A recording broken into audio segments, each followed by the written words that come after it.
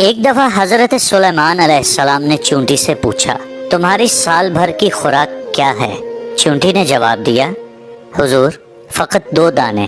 آپ علیہ السلام نے اس کے پاس 2 دانے رکھ دیے اور اس کا بل بند کر دیا۔ سال بعد جب دیکھا تو چونٹی نے 1 دانہ کھا لیا تھا اور 1 بچا رکھا تھا۔ آپ علیہ السلام حیران ہوئے اور آپ علیہ السلام نے چونٹی سے پوچھا، 1 دانہ کیوں بچا رکھا ہے؟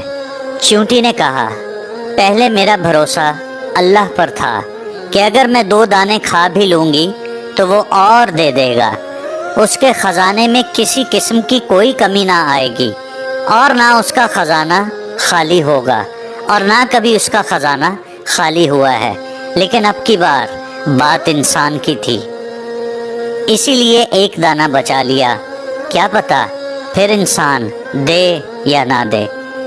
اللہ تعالی ہمیں اس چونٹی کی طرح کامل یقین اور توکل عطا فرمائے۔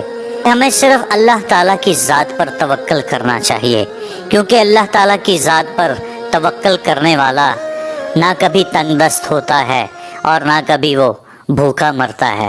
اللہ تعالیٰ ہمیں ہمیشہ اپنے در کا محتاج بنائے، آمین۔